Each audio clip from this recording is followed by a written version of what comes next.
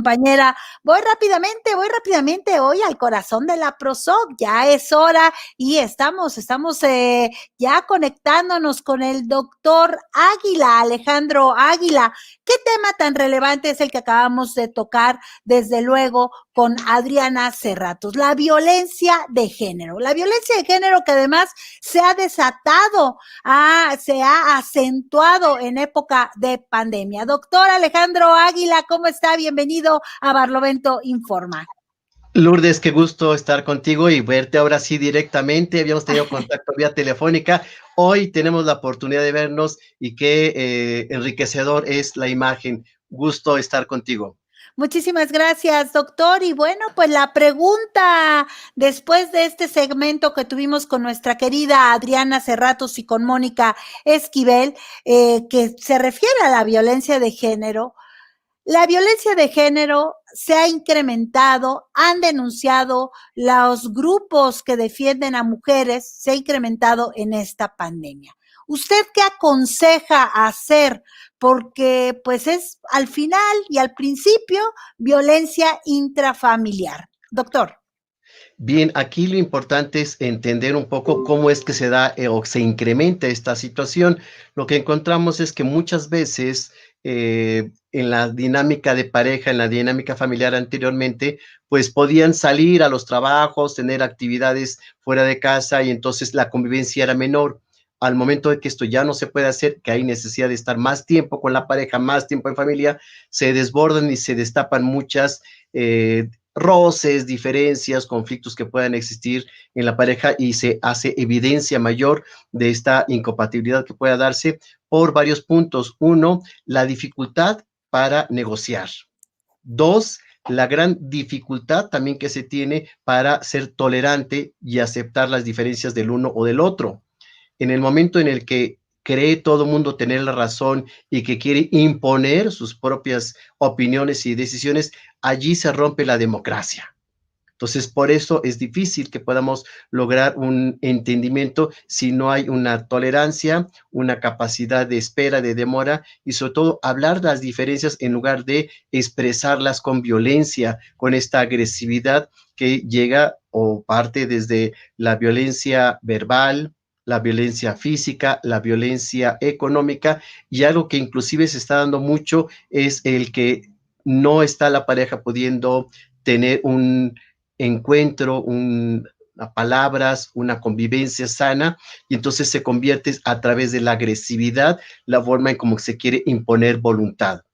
Necesitamos, insisto, estos tres pasos importantes que nos permitan tener una dinámica y una relación afectiva lo más viable posible, porque continuamos en pareja, porque estamos en convivencia familiar y crisis todo el mundo las tiene, problemas todo el mundo se presenta, pero hay que aprender a enfrentarlas y a superarlas. Y siempre el diálogo va a ser lo más indicado, Lourdes. Pero doctor, yo creo que el diálogo, yo creo mucho que hay que dialogar, hay que platicar, hay que exponer nuestras preocupaciones, nuestras angustias, nuestros triunfos, compartirlos, pero es un momento de mucha tensión el que estamos viviendo. Y le quiero comentar que tengo varios amigos que tienen 33, 34, incluso 36 años de casados y han optado por separarse, están en trámites de divorcio. ¿Qué sucedió? ¿Qué sucedió después de este largo tiempo de convivencia diaria? En realidad no se conocían, en realidad cambiaron tanto y bueno, pues el tolerarse unas cuantas horas a la semana, pues no propiciaba mayor problema. ¿Qué sucede? Es bien complejo, qué interesante la observación que nos hace Lourdes, porque hemos visto que normalmente esta situación de las parejas hoy en día que tuvieron que convivir más, pues no es que cambiaron, son las mismas, simple y sencillamente no se veían, no se contactaban, no había tanta convivencia y sabemos que muchas situaciones anteriormente permitían evadir. El hombre que se iba a jugar fútbol con los cuates o a salir a tomar unas cervezas, etcétera, eran fugas. Hoy en día eso ya no existe, entonces toda la tensión, todo el estrés se vierte dentro de la familia, dentro de la pareja, y hace más difícil la convivencia porque ya no tenemos estas posibilidades de evadir. Entonces hay que enfrentar la realidad. Lo que sabemos también es que la decisión hoy en día de estas parejas de separarse es porque consideran que no hay soluciones. Y aquí las buenas noticias, si esta pareja permaneció durante tantos años juntos, algo bueno había. Y antes de decidir separarse o continuar juntos, sí sería importante hacer una revisión a través de un terapeuta de pareja para poder identificar cuáles cosas son valiosas y rescatables de la pareja, o definitivamente la decisión de separarse, de quitarse la pareja, de hacer un divorcio, pueda ser más sana que una convivencia de conflictos o de problemas. Pero esta decisión es tan importante, es una decisión de vida que no debería tomarse a la ligera ni prontamente. Sabemos que esta situación de la pandemia es temporal, que finalmente vamos a pasar y que regresaremos a una diferente normalidad, sí, pero necesitamos saber qué cosas buenas se pueden rescatar de una relación de pareja. ¿Usted cree que estas parejas que duraron tanto tiempo, pues juntas, casados, tengan aún en la separación una oportunidad para regresar y estar juntos? Sí, de hecho, estadísticamente se habla que aquellas parejas que impulsivamente deciden separarse independientemente del número de años que hayan estado juntos, lo que ocurre aquí es que fue una decisión impulsiva, no reflexionada, no analizada, y algunas de ellas o se arrepienten y regresan, a pesar de haber hecho todos los trámites legales y demás, siguen conviviendo juntos, o hay una situación de una dificultad para la separación real. Es decir, siguen agrediéndose, siguen insultándose, siguen amenazándose, e inclusive sabemos que allí el tesoro son los hijos, entonces se convierten los hijos en quién se queda y la pensión alimenticia y qué días los veo. Entonces continúan juntos, pero a través de la agresión. Esto ya no es sano. Obviamente sí se requiere que si se hace un divorcio, se haga lo más adecuado posible y en plazos y procesos adecuados para beneficio de todos. Y si se va a continuar, se continúe con una nueva reglas, una nueva modalidad, y hablamos desde la terapia familiar que se requiere un recontrato. Y a través de este recontrato se puede seguir bastante bien.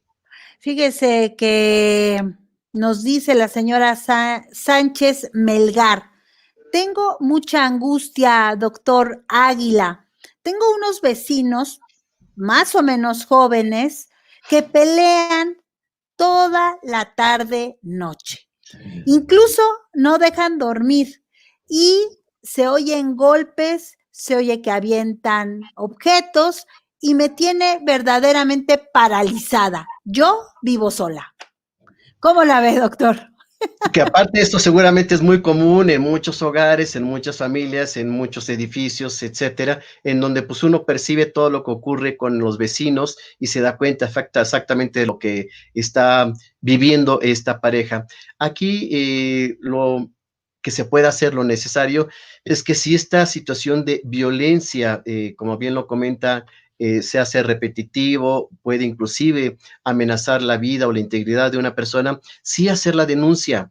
La denuncia sabemos que hoy en día se puede hacer inclusive anónima para no afectarnos con o la convivencia de los vecinos, pero esto permitirá sí poner un alto y que se investiguen. De esta forma podríamos detener la situación de la violencia e inclusive salvaguardar la vida de alguien que pueda estar en riesgo. Qué grave situación, doctor, porque bueno, pues en realidad cuando ya hay golpes no sabemos en qué va a terminar el asunto porque va increciendo, ¿no? Así es. Es, La situación de los golpes, qué bueno que lo comentas, porque la violencia normalmente no es así. La primera diferencia, el golpe, va como en grados, es decir, socialmente o coloquialmente decimos, se va calentando el ambiente. Entonces empiezan insultos, empiezan a aventarse, empiezan a levantar la voz y entonces ya el siguiente paso es la agresión física, pero se puede detectar desde las primeras apariciones de la violencia para que la gente se aleje. Le llamamos el tiempo fuera, es decir, no ponerse en riesgo. Yo siempre he mencionado con mis pacientes que para una pelea se requieren dos. Los dos deben de subirse al ring para que haya una pelea. Si uno de los dos se aleja, se protege, entonces ya no hay pleito. Claro, así es, para que haya una pelea se necesita de dos. Doctor, ¿usted piensa que la comunicación de los gobiernos debe de ser más agresiva? Se viene el Buen Fin y vienen los festejos a Nuestra Virgen de Guadalupe. ¿Cómo hacer que la gente no salga de casa? Vemos los fines de semana a muchísima gente circulando en las ciudades. Doctor. Esto es bien complejo porque fíjate que en otros países se ha visto que se ha dado sanciones. Si no usaste el tapabocas, si abriste el negocio no debías, etcétera. Si bien las sanciones desde la ley pueden detener un poco a cierta población, sabemos que hay otro tipo de población más difícil, más necia, etcétera. Y desgraciadamente ese grupo de población únicamente a través de vivir en carne propia o de un cercano es cuando se dan cuenta de la gravedad de la situación y de la necesidad de protegerse. Entonces, aquí la acción sería la intervención sí de las autoridades, pero la conciencia de la sociedad lo que conjunta para que entonces funcione y evitemos cada vez más contagios y muertes. Doctor, ¿por qué nos negamos a creer que estamos en pandemia?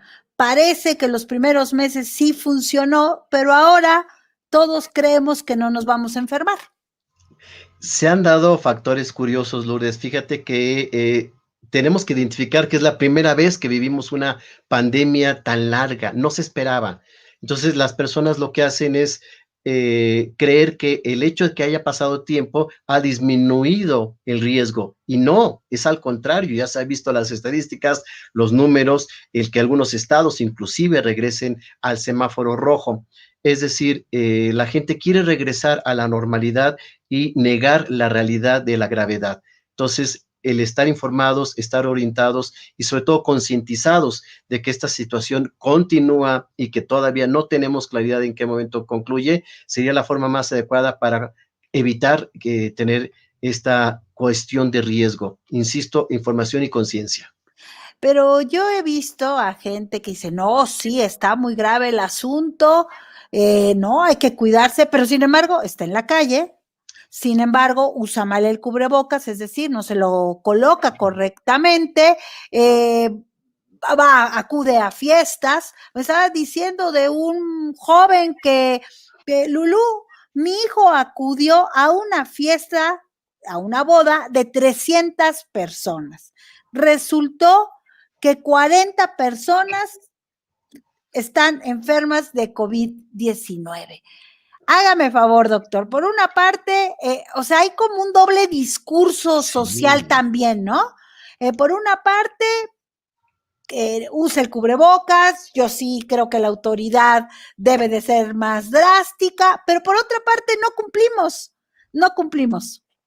No somos responsables, no somos adultos, porque también se ha visto muchos jóvenes que hacen reuniones clandestinas, esto a través de las redes sociales se convoca y pues se piensa que no ocurre. A veces justificamos porque decimos es la adolescencia, se viven inmortales, infértiles y que no les va a ocurrir absolutamente nada. La realidad es que también se ha extendido en el adulto y en esta poca conciencia, en este poco conocimiento de la gravedad que hemos tenido ante el COVID, pues obviamente se exponen. Entonces, sí, bien lo dices, es un doble discurso, pero también es una situación, decimos desde mi campo de trabajo, pues un riesgo suicida muy alto, porque sabemos que el exponernos, el contagiarnos y aparte ser vulnerables por las condiciones previas, pues hacen que la persona ponga en riesgo su integridad, su salud y por supuesto llegue a morir. Es una conducta pues obviamente muy preocupante. Necesitamos que la gente cada vez haga mayor conciencia y evitar este tipo de situaciones. Las autoridades están tratando de detener cuando hay grupos o se conjuntan mucha gente en los conciertos, en ciertos lugares, pero la conciencia debe surgir desde el individuo. Doctor, me dice la señora Susana Ledesma que, bueno, que aquí escuchó que recomendamos el documental de las redes sociales, que lo vio en Netflix, y dice, bueno, ¿por qué las redes sociales, como expone este documental, han provocado que los jóvenes se depriman y que lleguen con más frecuencia al suicidio?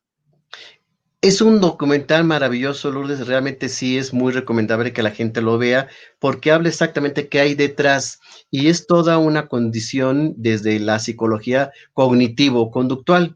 Quiere decir que se le enseña a la gente que a través de lo que expone va a obtener una respuesta inmediata, y sobre todo en aquellas personas con baja autoestima, con depresión, con soledad y con una gran necesidad de tener un reflejo y una respuesta social, el que tengan likes, en que haya más inscritos o que tengan más seguidores. Esto les eleva la autoestima, pero es una adrenalina que se da en el organismo en forma natural, espontánea, pero corta. Entonces, por eso se requiere mayor refuerzo y se hace la adicción a la aplicación, al programa o a la condición de Internet que se dé con la idea de que haya una respuesta rápida e inmediata y satisfactoria. Pero si esto no se logra, entonces el riesgo de caer en mayor depresión y sobre todo mayor ansiedad y riesgo suicida está muy alto. Es importante que lo vean porque sí plantea en forma muy clara lo que ocurre en este condicionamiento. Pero la pregunta, doctor, desde el punto de vista de la suicidología, ¿por qué los jóvenes se suicidan más ahora que hay redes sociales y que las usan y que es un factor de frustración contrastado con los jóvenes de las anteriores generaciones, la X, los baby boomers? ¿Qué sucedió? ¿Qué sucedió para que esto cambiara? Los padres nos ocupamos menos de los hijos, los dejamos que estén en esta dinámica de las redes sociales. ¿Qué sucedió para llegar al suicidio? Es algo muy sencillo de explicar, pero muy complejo de cómo se conformó. ¿A qué nos referimos, Lourdes? Que se sustituyó el vínculo afectivo, contacto emocional, cuerpo a cuerpo, piel a piel, persona a persona, por algo virtual. Y aquí lo virtual, la ventaja que se tenía es que alguien que nos caiga mal o que ya no queremos, pues le damos un like o lo bloqueamos o apagamos la computadora y ya no continuamos con la relación. A diferencia del vínculo real, en donde hay la posibilidad de hablar, de ver las diferencias, de identificar qué le pasó al otro o a la otra y que esto se aclare. El momento en el que las relaciones mayormente se hacen virtuales, pierden mucho del sentido humano que teníamos en otros momentos y por supuesto hay la posibilidad de cambiar a otra persona, entonces cada vez la gente conoce más personas, pero tiene menos vínculos. Y esto es un deterioro en el contacto humano, porque lo que nos mantiene aquí en este mundo, desde la suicidología decimos, es el contacto humano, el vínculo, las relaciones que hacemos. Y si esto se deteriora, si esto se desvirtúa o no se alimenta, por supuesto la gente va a caer en soledad y depresión y por ello el riesgo suicida. Doctor, ¿qué recomienda usted a estos padres que tienen jovencitos que son adictos a las redes sociales? Hay muchas técnicas que hemos podido compartir con los papás. La principal es que sí haya una regulación respecto al tiempo que se usa el Internet o el celular o la tableta. La UNAM acaba de sacar una estadística muy interesante donde los jóvenes están usando el celular a veces 16 o 18 horas diarias. Hay quien duerme con el celular. Entonces, este tipo de situaciones hace que se evadan de la realidad, que se evadan del contacto humano. Entonces, recomendado para los papás sí que haya un control respecto al tiempo. Segundo, sustituir otro tipo de actividades de la Internet a actividades sociales, culturales, deportivas, familiares, todo lo que pueda ir alimentando a la gente, porque si nada más su vida está recargada en la situación virtual, pues obviamente descuida muchas otras áreas del ser humano valiosas, importantes y que nos pueden hacer crecer y desarrollarnos. Y dice la señora Ramírez, ¿cómo le hacemos, doctor, cuando ahora los jóvenes hasta tienen que ver la televisión o su dispositivo celular para tomar clases? Se hace mucho más complejo. Fíjate que hemos visto que se convierte en algo muy individual. Me sorprende mucho que mis pacientes adolescentes quieren ver todo a través de su celular. Entonces ya no hay la convivencia familiar. Antes teníamos en los hogares una sola televisión y las tardes la familia veía los programas preferidos. Hoy no, hoy se individualiza todo esto y si además el incremento es por el requerimiento de tomar clases en Internet, igualmente hay un tiempo de clases, pero que el tiempo restante no se dedique exclusivamente a el internet, al celular, sino, insisto, se diversifique en otras actividades, sobre todo deportivas. Sabemos que en los adolescentes hay mucho sedentarismo que está provocando obesidad, que está provocando depresión, y esto obviamente no ayuda ni a la salud física ni a la salud mental. La gente tiene que diversificar todos los días varias actividades para ser más sanos. Pues ahí están las recomendaciones del doctor Alejandro Águila Tejeda y bueno, pues vamos a platicar con usted el próximo lunes, que nuestra audiencia nos manden preguntas porque estamos pasando porque además me gustaría que la próxima ocasión, doctor, hablemos de cómo vamos a enfrentar fechas tan importantes para nosotros. Obviamente el 12 de diciembre, la Virgen de Guadalupe, pero vienen las Navidades. ¿Y a quién no le gusta ir por la calle y decir feliz Navidad? Vamos a enfrentarnos a que esto se va a tener que restringir y seguramente tendremos que procesarlo de otra manera, doctor. Con gusto lo hablamos y que la gente sepa que hay salidas, soluciones, porque lo podemos prevenir para tener una mejor convivencia y pasar estas fechas que serían muy difíciles de la mejor forma. Porque además se viene el frío y el frío es un factor de depresión y de suicidio. Y menos sol, entonces también esto influye. Efectivamente. Muchísimas gracias, doctor. Reciba un Gracias. abrazo. Hasta entonces. Hasta el próximo lunes. Gracias al doctor Alejandro Águila por haber estado con nosotros en Barlovento Informa. Le quiero pedir que nos acompañe hoy por la noche, 8 de la noche, punto, a través de YouTube y de Facebook. Vamos a estar también a través de Twitter. Y bueno, pues usted nos va a poder seguir, nos va a poder preguntar, si tiene hijos jóvenes, si usted mismo tiene inquietudes para preguntar aquí en Barlovento, hágalo, acompáñenos. Este proyecto es de usted. Vamos a estar transmitiendo en punto de las 8 de la noche y vamos a platicar sobre salud. Vamos a hablar de redes sociales. ¿Qué pasó en las redes sociales este fin de semana? ¿Cómo se comportó el Twitter y el Facebook? ¿Cuáles fueron los temas relevantes? Va a estar en pleno la juventud de Barlovento Informa. Solamente estaré como conductora acompañándolos para que ellos dialoguen. Muchísimas gracias por estar con nosotros a lo largo de estas 2 horas en Barlovento Informa de mediodía. Muchísimas gracias. Soy Lourdes Piña Soria y le agradezco allá a la producción en Durango 341, a la producción a Gilberto Solís, a Marco Zapata, a Kio Novaro, a Patricio Arroyo y desde luego en la transmisión de redes a Karen Paniagua. La colaboración de la redacción, de esta redacción joven, Melissa Medina, Brenda Barrera, Mateo Peraza, Mónica Esquivel, Alejandro Rivera. Y desde luego, muchísimo le agradezco a Ángel Guerra por sus comentarios internacionales y a Adriana Cerratos en temas de violencia de género. Esto fue Barlovento Informa contra viento y marea de lunes. Soy Lourdes Piña Soria. Nos escuchamos hoy a las 8 de la noche. Muchísimas gracias. Les recuerdo, si no tiene nada que hacer fuera de casa, quédese en ella, quédese en casa. Quédese en casa. Y desde luego, sea las 24 horas del día feliz, feliz, feliz. Hasta la próxima.